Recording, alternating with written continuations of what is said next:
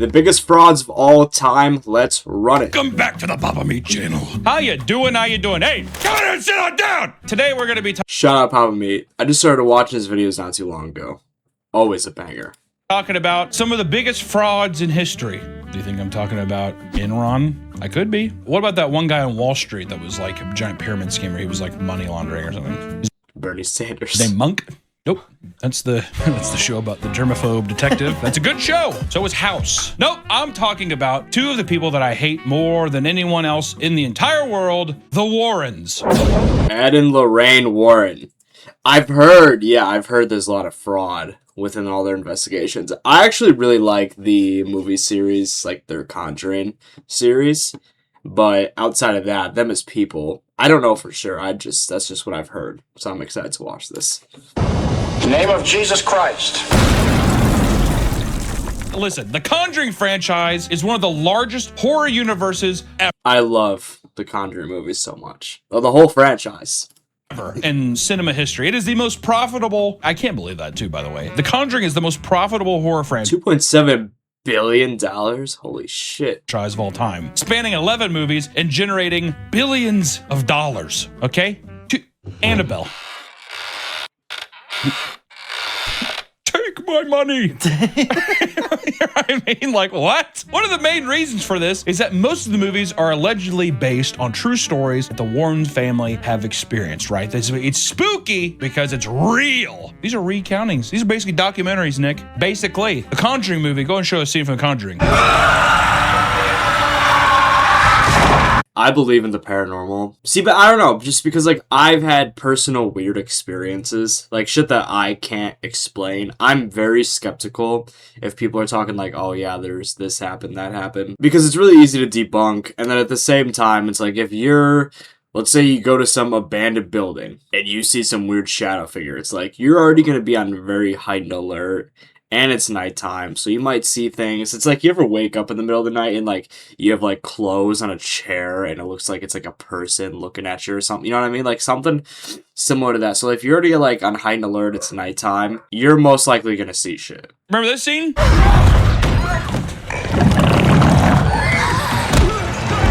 That was real. Remember the Annabelle doll? Yeah, and at the same time, it's like, oh, all this shit happened, but none of it's on camera. But then again, it is weird that since, like, the dawn of time, they have talked about, like, the paranormal. And I know the mind is way more powerful than people think. So a lot of it will be, you know, made up in the mind. You see things, you kind of hear things that aren't really there. So... That's real. Those who have watched all the films know how insane some of their hauntings can get. And over the years, the depiction of such tales has led many to question whether the Warrens truly live this chaotic life or if it's all smoke and mirrors, right? Yeah. After years of digging, many skeptics have delved deep into these stories to prove that everything the Warrens did was either fake or done for profit. What? Yeah, and I'm sure a lot of it too, like, okay, maybe even if something weird did happen, you know, it was just heightened on paper. Which one of my favorite, yeah, well, I know, it's odd. Profiting off the skepticism and the religious beliefs of people, no. And watching people defend the Warrens is really funny. Well, you know, like, it's always a thing of just like, they were mavericks. You just don't understand. You don't understand Ed Warren. I think he's like the frog man or some shit. It's a cryptid motherfucker. So today we're going to go over the most popular cases and see what truly went down with the Warrens. Kick it! Is that going? And to keep in mind with the movies too. I mean, you're like, Hollywood's gonna really heighten everything. Kind of like Beastie Boys. Yeah, I wasn't expecting that. Did you like it? Yeah. No. I command you in the name of Jesus Christ to reveal your identity.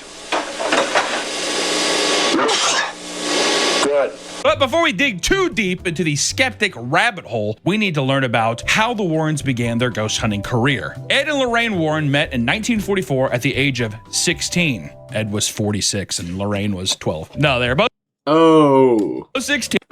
You have to give Ed a little credit there. How many times have you heard that about a popular guy? In the 40s? You'd expect, I would legitimately thought Ed was like, I'm 48 and she's 11. Yeah, because so many people from that generation, it's like, that could be like your grandparents or maybe like your great-grandparents or whatever.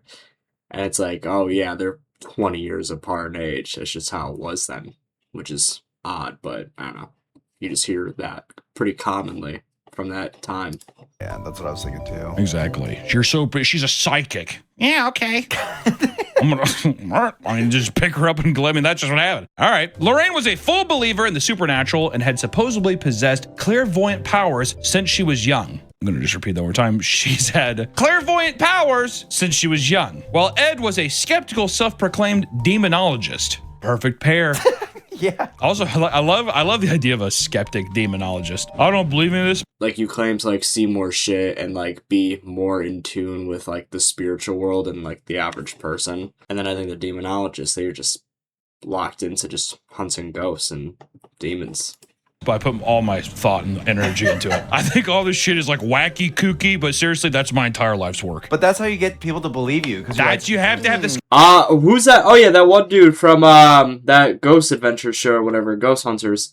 He has that. Doesn't he have that one museum with all the shit? And then Post Malone like touched or looked at some box, and then in a span of a week, yeah, it's like a plane crash, a car crash, or just all this crazy shit, something like that. Skeptic there. I doubt it's that, right? And she's like trying to talk to the dead or something. Well, that's the thing. It's kind of like X-Files. Do you think they're based, Scully and Mueller are based on? I think it kind of a little bit of everybody's based off of Ed and Lorraine. I think they are that infamous. You have to have the skeptic with the believer. Because the people who watch this shit believe. The thing that people like is watching the skeptic get turned. That's how you do it. You know what I mean? Ed and Lorraine, smart about it. Smart. Horrible liars. Smart people, though. After getting married, Ed would attend The actors who played Ed and Lorraine Warren, I thought were really fucking good. Yale's art school, hoping to start a career. He had dropped out only 2 years later. Wondering what to do next, the couple decided to Just start hunting ghosts. combine their interest, and shortly after Ed dropped out, they founded the New England Society for Psychic Research and began ghost hunting. I like how we kind of presented that like, if you How many people went there? become a failed painter, you just become a ghost hunter. Maybe I should just do that. According to their foundation, the Warrens spent their lives investigating more than 10,000 cases 10,000 cases? Holy shit. of the pair. Yeah, but I feel like at a certain point, after like a couple thousand, you're just so locked in. Kind of what I was saying earlier, like you like every house you go to, you're just gonna be on such heightened alerts. Like you might see shit or hear shit that like isn't there. Your mind is just making up. Paranormal. As staggering as that number is, it's easy to see how they amassed this many cases given their unique methods. The Warrens would travel around to places rumored to be haunted. How did they? I mean, because like before then, there was no social media. No. How did they get in contact to go to 10,000 people's houses? And park outside the home, and from there, Ed would begin painting the home and make sure to include a ghost or specter somewhere in the painting. So bulletproof, dude. That's weird. Did anyone else notice this? Man, this house was a total spooky ghost right there. The most shitty painted ghost. Holy shit, my house. Better ghost than I can ever paint. Art class was a fucking no move for me. Maybe it's because I'm left-handed. Yeah, it's supposed to be like proof of like I saw it, so I painted it. I bet he was fucking bummed when like cameras became more and more readily available. Damn it. It's the fucking painting business, I guess, with the spooky ghost paintings. All right. But then they would approach the homeowner, show them the painting, and tell them that their house has a dark spirit, while Lorraine used her gift to give specific details. So he'd be like, the ghost told me that he's right. The ghost is right here. I saw him. Look, Ed didn't see him, but I did. yeah, there's a ghost here. Lorraine told him. She's like, yeah, he's spooky. He's tall. I like to, it's insane to think in the 40s too, people were just like, oh my God, please come in. You know what I mean? Oh yeah, letting them in. Yeah, it's crazy just letting two random people in your house. One calls himself a demonologist. And, Yeah. Oh yeah. Wow. Because also too, I feel like people back then just more. Before, social media had Lorraine Warren's influence was primarily through their public lectures. Oh, so they traveled across throughout the United States sharing their experiences, and then people probably just like came up to him and be like, hey, my house is haunted. If you want to come over later. I feel so weird just like going into like random people's houses all fucking day, every day. more honest. You'd have to assume. I mean, this is a dark time too. I'm just saying that people are probably just more, what was it, gullible? Maybe people were more gullible back then? Gullible and, like, inviting. Also, probably way more deep. Yeah, inviting for sure. Now it's like, no one's... Now, you try to go to someone's house. Hell no. Doorbell rings, I won't even answer. You said what? I don't care. Ghost in my house? Yeah. Come right in. Yeah, fridges are new. And they don't understand that fridges pipes move. They're like, I've been hearing tapping, and I don't know what it is. Yeah, some house in the fucking 40s. Like, oh, my pipes are shaking. Might be the ghosts. I bet you even the fridge manufacturers were like, it's a ghost. I don't know what to tell you. The fridge is fine. Their whole shtick was essentially fear-mongering people into believing their situation was worse than... Yeah, because they probably made a shit ton of money touring across the country, speaking at colleges, wherever the fuck they went. It actually was. And furthermore, it provided Ed with an easy way to make a... And I also wonder how much... Yeah, okay, I was going to say, yeah, they charge a shit ton of money for the paintings, but I also wonder how much they charge for you to... like, for them to come in your house. Career in painting without relying on any actual artistic talent. Just kind of be like, you have to, not only Hey, that's better than anything I ever fucking drew. we rid this ghost, but you have to buy this painting and hang in your house. You have to love it forever. All right? I kind of want an Ed Warren original now. Ooh. That'd be kind of nice. Would it be haunted, though? Of course. If hell I feel like that'd be sick to have an Ed Warren original. is real, there has to be a demon attached to every Ed Warren original. Do you think Ed's in hell? Honestly, probably not. I was gonna say, if hell is real and ghosts are real, he's probably in heaven. I guess that's true, because then everything is noble. Yeah, I guess I we're still treating him like a con man. He's like, it's real. He's in hell. Yeah, like burning in hell forever. Once inside the home, Ed would document everything while Lorraine walked around the home finding hot spots and identifying spirits. Her preferred method was to sit on the edge of the afflicted person's bed and close her eyes.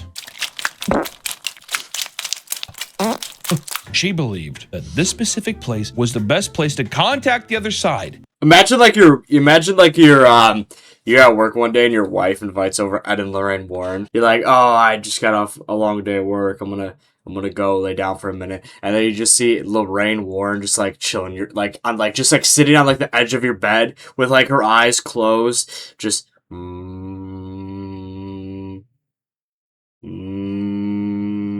are the ghosts? Ghosts, where are you at? And then you just slowly like you're just standing there, you just slowly just like walk away.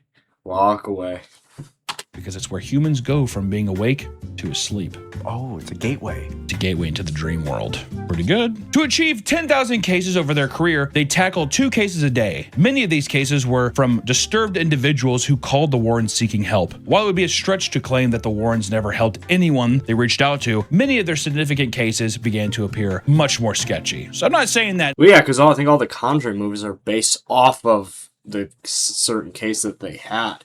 You know, I legitimately do think that the Warrens went in and they'd be like, no, this is just like a weird draft or whatever. But pay me, whatever. But I feel like for some bigger cases, I think that they saw the money rolling where they're like, dude, we could... Well, yeah, especially the case the last movie was based off of. What was it, the Schmerl house or something? Because, yeah, I think the news like would show up to their house and shit because of everything that happened. So Ed and Lorraine Warren got a shit ton of publicity, and I wouldn't be surprised too if there was other people that would have them over knowing it was bullshit, and if Ed and Lorraine thought it was bullshit just because they both wanted some sort of publicity, so they made up some fake story. That could happen too. These bitches for a long time. That's just the smartest thing. They're just like, they know it's like there's not gonna be ghosts at everyone's place. You have to like be like, yeah, it's a draft or it's the kitchen. If they found ghosts at every house, people would be like, really? I don't think they did. They weren't frauds or anything like that. Listen, I don't know. I've heard they are. I don't know. But so I'm trying to give a non-biased opinion here. But if they believe what they were doing was right and they weren't fraudulent, yeah, there's no way they would go to 10,000 houses and all of them there was some sort of paranormal. Being a fucking, like when I was doing hospital security, I went on how many calls? Like there was only a certain amount of them where we had to like actually step in or maybe physically restrain someone versus just like standing by just in case something happened. So it's probably a similar deal. Word, every one of them. But they still showed up because they thought something may happen. They also probably knew exactly like what makes a good story. They're just like, Oh, okay, creaking hallway. We'll just get our fee for coming and checking it out and move on. But yeah, schizophrenic. How much do they charge? The Lorraine Warrens did not charge for their paranormal investigation or exorcism themselves. They were self-funded operations relying on donations, the sale of books and artifacts from their occult museum, which they now charge for the services. They mentioned their stories. I'm surprised when they went on that tour, they were just like, okay, we're going to go on tour. We can go on 5 to 10, we can go to 5 to 10 houses and then move on to the next city. We're here for a few days, go to the next city, here for a few days, go to the next city, do as many as we can there. And then, yeah, people give them donations, buy their artifacts, their books, or whatever the fuck when they were going. Okay, interesting. Young girl, an alcoholic father. But I would still think they would want to charge for going to someone's house, but I guess not. Some girl's like, Dad drinks. Are you sure it's not a demon?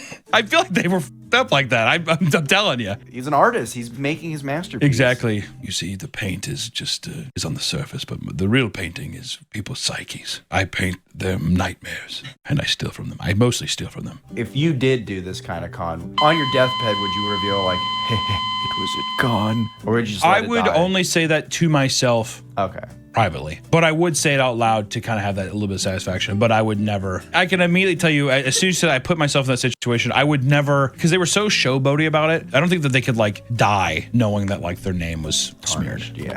Nah, definitely not. Definitely not. If they were frauds, yeah, they would never admit that shit. Never. Yeah. They want to have a legacy. Exactly. Exactly. For a while, the Warrens were doing Yeah, because then if that was the case, then none of the Conjuring movies would exist. That whole franchise wouldn't either. small jobs, but it wasn't until the early 70s when they would get their big break with The Curse of Annabelle. So the biggest curse of that is that all the Annabelle movies, that's what I'm telling you. Being subjected to that dumb for that long, that's the real curse, all right? In 1970, a nurse named Donna received a Raggedy Ann doll from her mother as a birthday gift. Things seemed normal with Donna and her roommate. I'd wake up. Donna was at the edge of my bed, floating right above me. What? Donna? Until a few weeks after the doll was brought home, when strange things began to occur. At first, the doll would be found in various different positions. This would then escalate to the doll moving to a different room on its own. And after a month of this weird behavior, the girl started to... Okay, if this actually happened, that'd be so fucking weird. Like, you're just chilling there, and then your fucking, like, toy doll just starts running around, moving around, and then you try to, like, get rid of it, I'm just gonna throw it away. And it's just sitting at the edge of your bed staring at you when you wake up? Hell no. find random handwritten notes with the words, "Help us," or "Help Lou," around their apartment. Ooh. Not long after the notes appeared, their friend Lou was woken up by the doll, attempting to strangle him. A Raggedy Ann doll. Yeah. Yeah, you fucking just, see ya. Throw that bitch out a window. Threw the doll off. He was struck by intense chest pain and discovered deep Chest pain's a fucking doll. claw marks left Claw marks from a fucking doll. That's crazy. Just looks like this cotton fucking thing. behind. Feeling trapped, they hired a medium who told them the doll was possessed. Yeah, and that's the shit where it's like, okay, that's bullshit. A doll cannot scratch you. It has fucking a cloth paw. By a young girl named Annabelle. Feeling bad for her, they let the demon stay. Oh, a demon? No. They let the demon stay? What do you mean? Yeah, so the doll's actually possessed by a little girl named Annabelle. Oh, I feel bad for her. All right, demon, you can stay. Are they under the impression that Annabelle is a demon? Or are they saying that the fucking demon that Annabelle hangs out with is there? This is my friend. Fucking... Feel free to stick around, bud. If it was a little girl spirit, I'd be like, oh, I feel horrible. Of course you can stay. But demon. It's just such a jump. Well, they say they can make themselves appear as little girls or whatever it may be. Or they appear themselves as other people. And things only got worse and worse. Yeah, causing the local priest, Father Cook, to contact the Warrens, and after inspecting the doll, they said it was not possessed, but in fact manipulated by an inhumane force. So what I think actually happened is, she's like, oh my god, I feel bad for you, little girl, you can stay. Of course, you know, like the demon takes off its wig and its little dress, and it's like, I'm actually a fucking demon. I think is what happened. Yes. After their investigation, Father Cook performed an exorcism, and the Warrens took the doll home. The Warrens claimed the doll caused them to swerve and almost crash during the trip. Couldn't be Ed's alcoholism. That's actually so great. Like Ed's like trash. Can you believe little doll just almost made me wreck? Lorraine's just like, You get pulled over. Officer, it's the doll back there. It ain't me. It's the doll. blacked out in the next scene over. In the spirit realm. Yeah, exactly. Eyes rolling back for a head. Better have a couple before she gets back. They also alleged it once levitated in their house. After being locked away, it allegedly caused the death of a man who mocked it by crashing his motorcycle. This thing looks That's what I was saying about Post Malone. again. After a couple Ed Warren Mai Tais, no wonder. Yeah, you're fine to drive home. Ed, I feel sore. Get the hell out of here. I like to imagine he rolled up on the bike and made fun of it Yeah. and immediately crashed. Hey. Yeah, it's like that Post Malone, like the box. Like I said, hey, it seems like a similar thing. I don't know. That doll's stupid. People it's like write letter. People like look at him. No. Yeah, the doll doesn't like when you take pictures of him. So then, if people do, they'll send letters to him, and that'll help. I guess I don't know. As hell. Explodes. It is also thought to have killed the director of the Devils on the Run tour, which showcased the Warrens' artifacts nationwide. It all seems like alcoholism. Yeah, at this time, yeah, it's just drunk driving. It's 100% drunk driving. Gin doesn't get you drunk. It's clear. It's like water. I can't believe Annabelle killed that poor man. So, is the doll really possessed, or was it all a big hoax? Do we have to? Yeah, we have to do that. I wonder where we're going with this. As soon as the doll was in their possession, the Warrens immediately monetized what was supposed to be a super dangerous demonic item. It was displayed in their museum and became a major draw for visitors who would pay to see it. I think you can still see go see that now. Maybe. Not only that, but they turned the doll into a media sensation. So far, it has appeared in 11 different movies, including nearly every Conjuring universe film. And it has cameos in DC's Aquaman and Shazam. Warner Brothers also had to pay the Warrens for the rights to their story about Annabelle No shit. That's fucking crazy. to use her in the films, okay? Cash cow. You don't even want to look at this thing. We will let you put her in every film that you possibly want. Also, it's funny because it is a Yeah, because once the fucking money starts rolling, and who gives a shit? Raggedy Ann doll. But It's a Raggedy Ann doll. but in the movies, they make it like a weird, creepy. Well, yeah, fucking- because it's not scary. Well, yeah, because the one they use in the movies is way more fucking creepy. That's just like some regular doll you fucking get at Target. And it doesn't actually, like, look at the normal doll and then look at the Annabelle movie doll. The Annabelle movie doll looks like Yeah, because if they made the movie with the other one, it'd be like, who gives a fuck? a fucking, like, not even a dwarf or like a little person. It looks like they shrunk a woman down that has been dead for like 7 weeks. And like in the movie, she's just like, oh, this is the one I've been missing. And she's like significantly. People that have no, like, family members or whatever, or like friends that have like older family members, they'll have like 40 like little fucking dolls just like sitting around the house. I'm like, this is fucking creepy, man. Like, they're just staring at you all day. Larger than the rest I'm not worried they're like possessed or haunted. I just like, I don't know, there's something just fucking strange like about having like 40 dolls around your house. of the pieces. Okay. For the Devils on the Run tour, the advertisers intentionally spread misleading rumors that the doll had gone missing to generate more buzz Oh, I heard about this. and Yeah. boost ticket sales. Perhaps the most damning piece of evidence is that the Warren story is nearly identical to a Twilight Zone episode released a few years earlier. In 1963, a title Is it really? Living Doll, the plot follows a mother named Annabelle who gives her a doll named Talking Tina, which hates her stepdad. Crazy. Just throwing talking Ben. The doll would say that it was going to kill them and it would disappear and reappear at random. And the Warren story is almost identical down to the finest details of the Twilight Zone episode. Rod Sterling, my hat's off to you. Twilight Zone, one of the best shows of all time. I'll say it. I'll be so brave. Can I be so brave? You may. I've never seen it. Thank you. Now the doll and all of the artifacts are still on tour, and comedian Matt Rife recently purchased the museum with plans to Oh, Matt Rife bought it now. What the fuck? What is Matt Rife gonna do with that museum? continue operating it. Matt Rife. The Annabelle doll from the movies kind of looks like Matt Rife. I'm surprised Zach Baggins didn't buy it. I thought he did own it.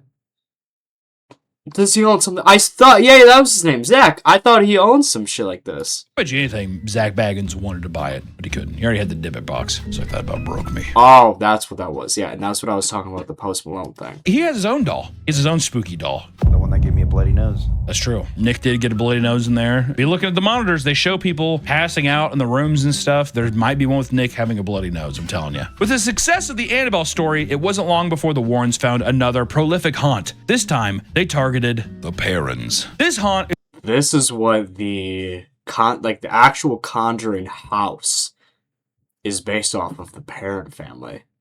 is the plot of the first Conjuring movie and is almost identical to the Warrens' own account. In January of 1971, Roger and Carolyn Perron moved. Who owns that house? I think they were trying to sell it. I think Sam and Colby were trying to buy it, or they did buy it. I don't know. Moved their family of 7 into a farmhouse built in colonial times and lived in by the same family for 8 generations. It was long. This house does have an interesting history, though. Like, I think it was on the same lands as, like, a battleground. Time. Old house, big house, is spooky, right? Only one family's ever lived here over 8 generations. That's fucking insane. Wow. It's crazy. According to the I think there is something sick, though, about, like, one family. Like, only one family, obviously getting passed down generation by generation, living in a home. Like, and no one outside of the family living there. I think there is something cool about that. Warrens, the previous owners all died off in mysterious ways, from drowning to brutal murder. That is mysterious, Ed. Right after moving in, the family saw apparitions and smelled random odors in the home. Carolyn and her 5 daughters also began to find unexplained bruises on their bodies. Please. Oh, yeah, the dad. Yeah, the dad beat the shit out of him. He's like, if you tell anybody, I'll fucking kill you. I don't know how how it happened. It was definitely that. It's 1971. What do you think the authorities are going to do? Can we talk to you? No, they're going to be like, okie dokie. That's all that happened. Just like in the movie, the dog is found murder outside.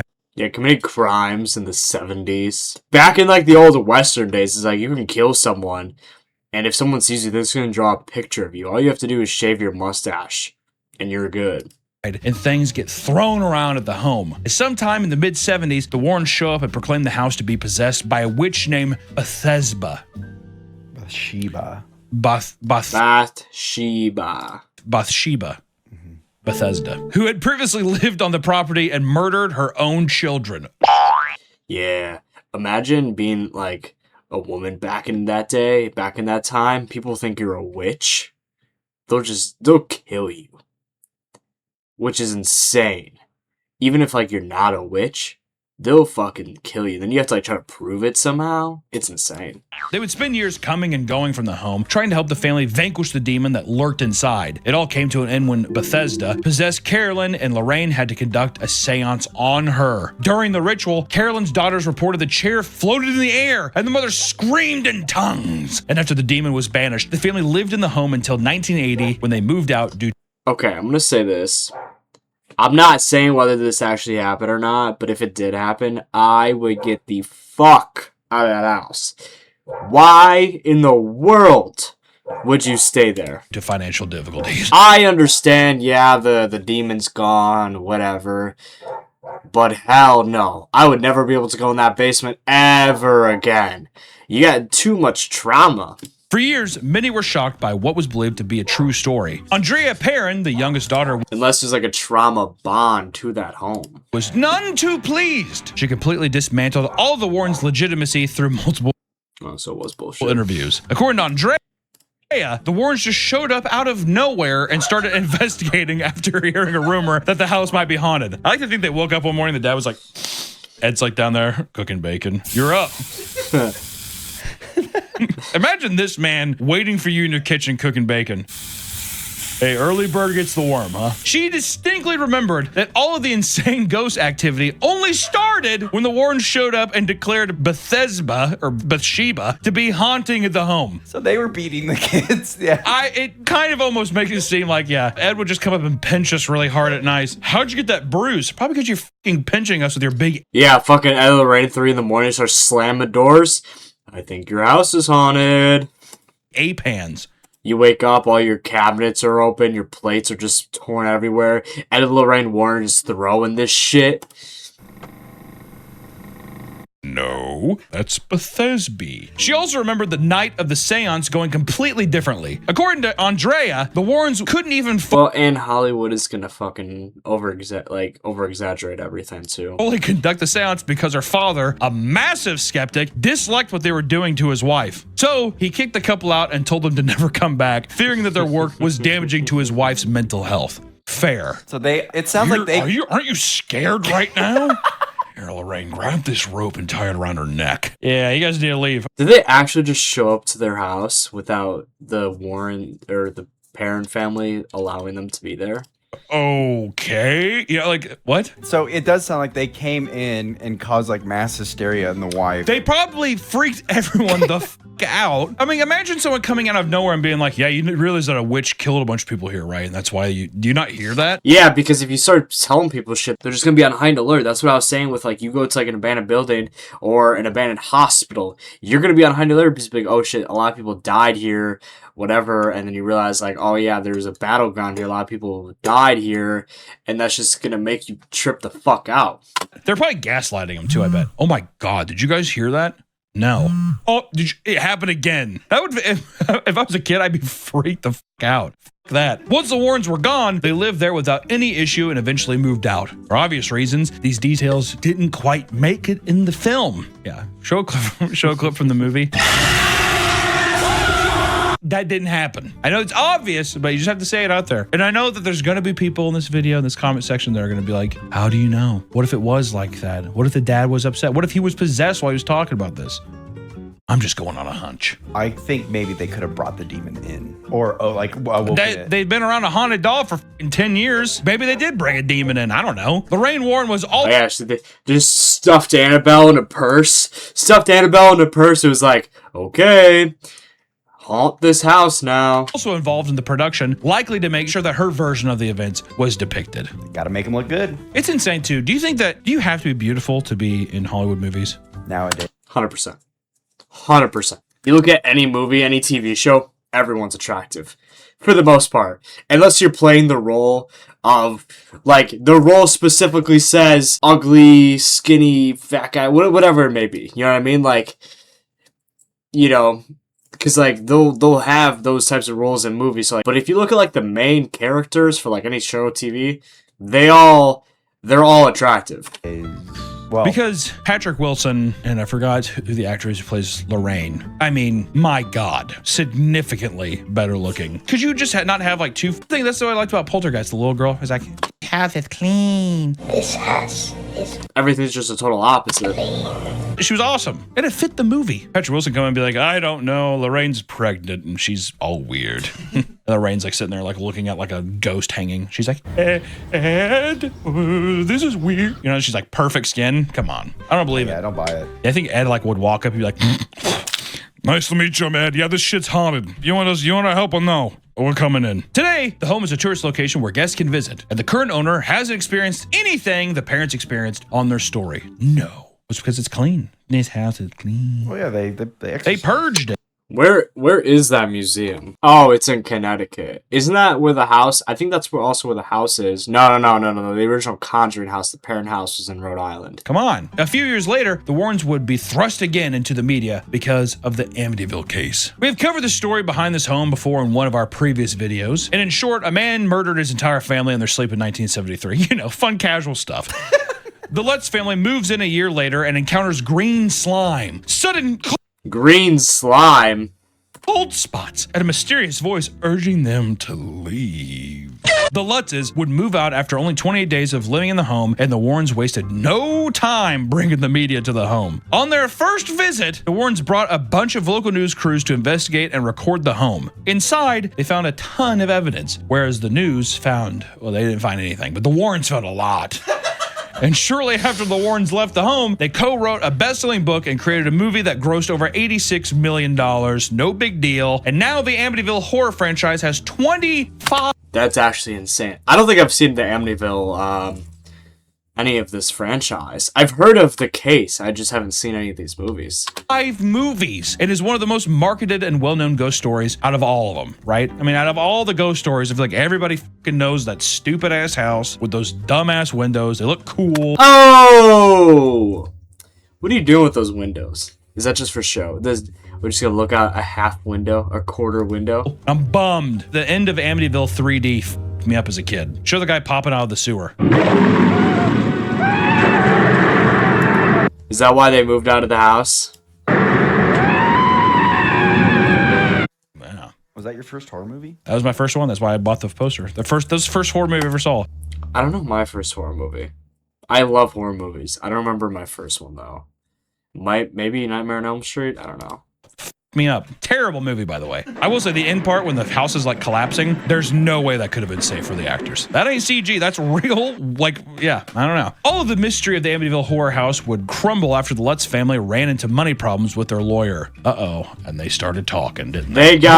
Those motherfuckers got a bag. Publicly stated numerous times that the whole story was made up over a bottle of wine and claimed that they intended to make as much money off the IP as possible. It worked. It worked. And by now, it should be obvious that every major investigation the Warrens do is somehow turned into a super profit.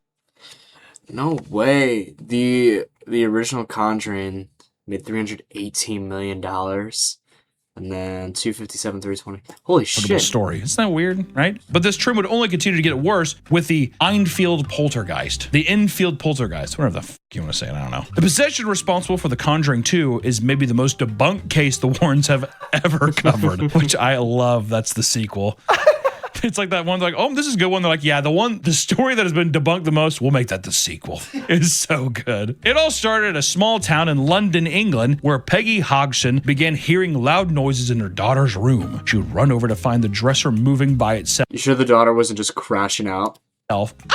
Terrified, she called the police and had investigators check out the home, but found nothing. This paranormal activity continued, and so did the police checkups. It wasn't until a week later that the police would watch a chair wobble and slide across the floor, and from there, the media circus would flood the home and try to capture anything it could. It's crazy this is how TVs used to look like back in the day. And that was probably like a nice TV too. What drew international attention to the case, including the Warrens, was the possession of Peggy's 11-year-old daughter, Janet. Objects and toys in her room would regularly fly around and strike Janet on the... Well, yeah, because what probably happened was, like, they saw how much attention people were getting from the Ed and Lorraine Warren cases, and they were like, oh, we can use a little bit of a bag. Why don't we try to get in on this? We're going to start flipping tables and chairs. Head! Ooh.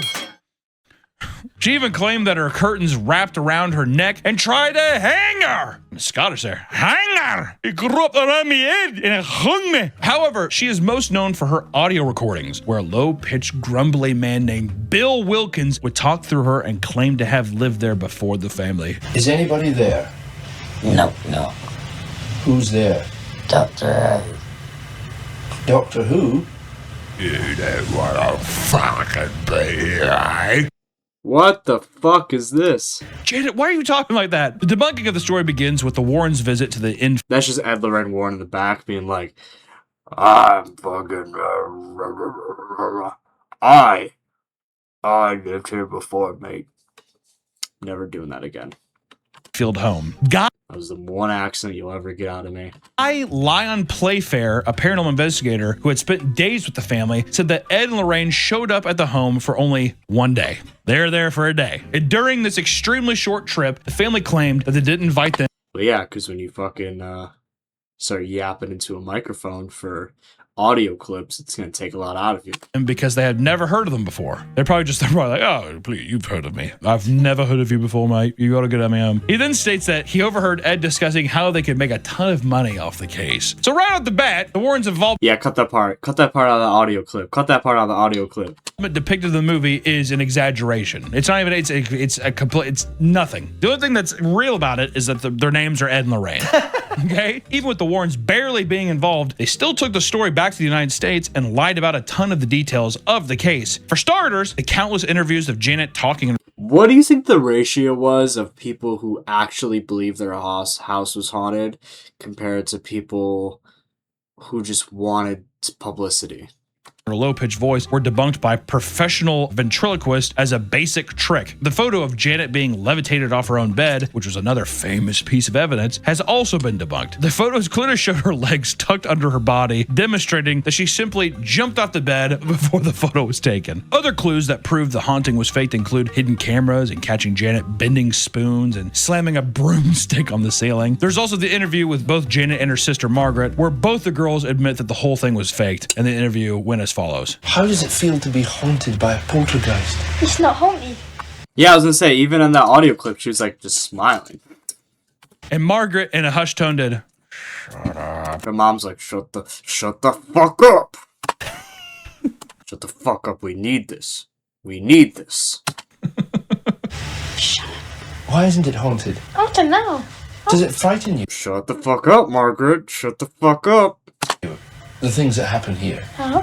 Who would have thought that the self-proclaimed demonologist, art school dropout, and medium were really scam artists preying on the religious fears of vulnerable people? No. We'll have to do a video ranking all the Conjuring movies. We've done it with Saw, Final Destination, Paranormal Activity. We've done a lot of them. The Conjuring would be a good one. But I gotta say this, Ed and Lorraine Warren, fuck you. Yeah, burn in hell. Burn in hell, you extremely, I was gonna say on a track. Crazy. Yeah, you ghastly, ghoulish men and whatever. Hey, Ed and Lorraine Warren, up yours. Yeah, you. And also, if you're a skeptic out there, my God, open your eyes, please. That's all I gotta say. Doesn't mean, hey, I'm not saying that ghosts aren't real. I kind of said it a little bit, but I'm just saying that these people, definitely, they're scamming you. Yeah, I think, like, I can't sit here and say whether I know confidently ghosts are real or not, but I've had experiences to where it's like I've tried to rationalize it and it makes no sense. So Scammers, all right? Scammers. Also, we did a video where we ghost hunted ourselves and we did catch a ghost, so. Oh shit, yeah. Yeah. shout out Papa Meat W video.